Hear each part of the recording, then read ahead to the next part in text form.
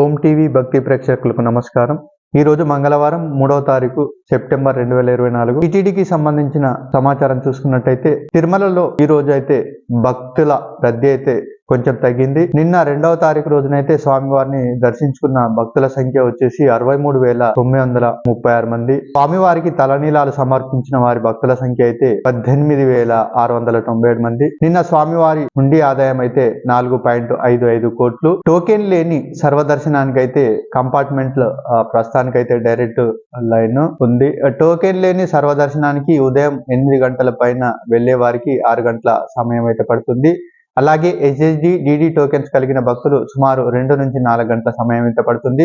300 రూపాయల ప్రత్యేక ప్రవేశ దర్శనానికి సుమారు 1 గంట నుండి 2 గంటల సమయం అయితే పడుతుంది. ఇది టీటీడీకి సంబంధించినటువంటి సమాచారము. అట్లాగే మనం ఇంకా కొన్ని న్యూస్లు చూసుకున్నట్టయితే ఈ రోజు వరకు ఉన్నటువంటి న్యూస్లను మనం ఇప్పుడు చూసుకుందాం. లడ్డులకు సంబంధించినటువంటి అయితే మనం ఒక న్యూస్ చూసుకోవచ్చు. శ్రీవారిని దర్శించుకున్న ప్రతి భక్తునికి తగిన లడ్డూలు, రోజుకు 3.5 లక్షల లడ్డూలు విక్రయించేందుకు సిద్ధము. శ్రీవారు లడ్డు ప్రసాదంపై వదంతులైతే నమ్మవద్దు అని చెప్పి టీటీడీ శ్యామలరావు గారు అయితే తెలియజేస్తున్నారు. తిరుమల శ్రీవారిని దర్శించుకున్న ప్రతి భక్తుడికి తగిన లడ్డూలు అందిస్తామని టీటీడీ శ్యామలరావు పేర్కొన్నారు. తిరుమల అన్నమయ్య భవనంలో ఆదివారం నాడు అదనపు EO CH Venkaiah Chowdary CVSO Sridhar తో కలిసి మీడియా సమావేశం నిర్వహించారు. మీడియా సమావేశంలో ఈ సందర్భంగా ఈవో గారు మాట్లాడుతూ తిరుమల శ్రీవారి దర్శనానికి విచ్చేసే భక్తులకు ఒక ఉచిత లడ్డుతో పాటు తగినన్ని 50 రూపాయల విలువ గల లడ్డు ప్రసాదాలు అందించడమే టీటీడీ లక్ష్యం అని చెప్పి పేర్కొన్నారు. ఒక లడ్డు అయితే 50 రూపాయలు ఉంటుంది.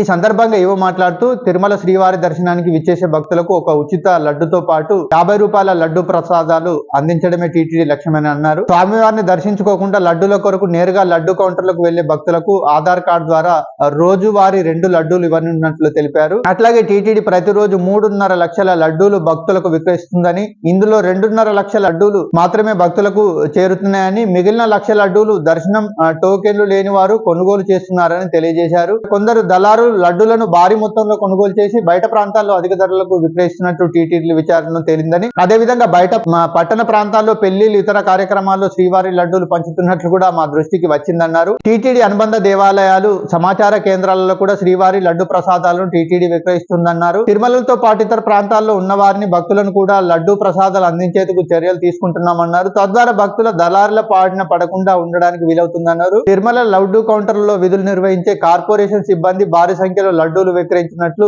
టీటీడీ విచారణలో గుర్తించామని, ప్రస్తుతం అమలు చేస్తున్న విధానం ద్వారా టీటీడీ IT వ్యవస్థ సహకారంతో గత 3 రోజులుగా భక్తుల ఆధార్ కార్డు నమోదుతో విక్రయిస్తున్న లడ్డూలు ఎవరికి ఇస్తున్నారు, దర్శనం చేసుకుని వారు ఎన్ని లడ్డూలు తీసుకుంటున్నారు తదితర విషయాలు నమోదు చేస్తున్నట్లు చెప్పారు. ఇప్పటికీ CVSO జిల్లా ఎస్పీతో సంప్రదించి లడ్డు దళారులను గుర్తించినట్టు తెలిపారు. కావున భక్తులు ఈ విషయాన్ని గమనించి శ్రీవారి లడ్డు ప్రసాదాల విక్రయంపై వస్తున్న వదంతులను నమ్మవద్దని ఈవో గారు అయితే విజ్ఞప్తి చేశారు. ఇది లడ్డులకు సంబంధించినటువంటి న్యూస్ మనం చూసుకోవచ్చు.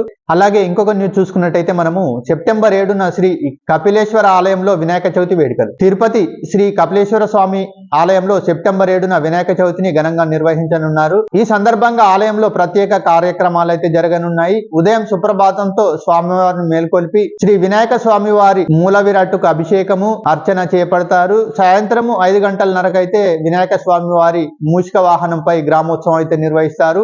రెండో ఘాట్ రోడ్ లోని ఆలయంలో చూసుకున్నట్టయితే రెండో ఘాట్ రోడ్ లోని శ్రీ వినాయక స్వామి వారి ఆలయంలో వినాయక చవితి సందర్భంగా అయితే ఉదయం 8 గంటల నుండి 9 గంటల వరకు మూలవార్లకు అభిషేకం నిర్వహిస్తారు. అర్చన, ప్రత్యేక పూజా కార్యక్రమాలు అయితే జరగనున్నాయి. ఇది మనకు వినాయక చవితి రోజు జరిగే పూజకు సంబంధించినటువంటి న్యూస్. అలాగే ఇంకో న్యూస్ కూడా మనం ఇప్పుడు చూసుకోవచ్చు.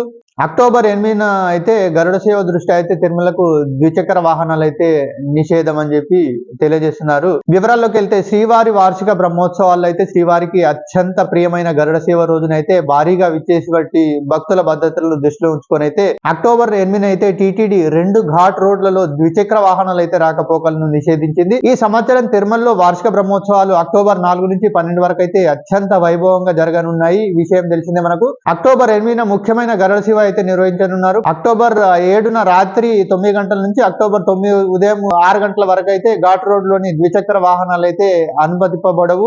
గరుడ సేవ దృష్టి అయితే ఈ నిర్ణయం తీసుకున్నట్లు తెలుస్తోంది. కావున ఈ భక్తులైతే ఈ విషయాన్ని గమనించి టీటీడీకి సహకరించాలని అయితే కోరుతున్నారు. ఇది మనకు ఆ గరుడ సేవకు సంబంధించినటువంటి న్యూస్.